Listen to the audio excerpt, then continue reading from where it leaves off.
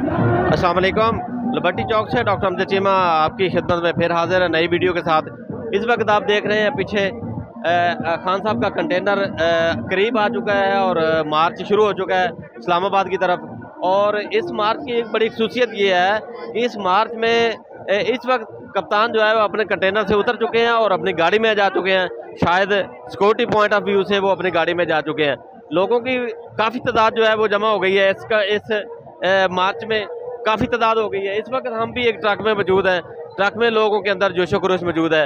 इसके अलावा वज़रा जो हैं वो साबिक वज़रा और कुछ पंजाब असम्बली के वज़रा यहाँ पर आप हमें नज़र आ रहे हैं। और इधर भी आपको अगर दिखाया जाए तो ये लोगों की भारी तादाद मौजूद है दूसरे रोड पर भी।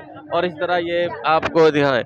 और कंटेनर जो है वो इमरान खान कंटेनर से उतर चुके हैं, अपनी गाड़ी में जा चुके हैं। इसके अलावा आपको मज़ीद अपडेट देते रहेंगे साथ साथ।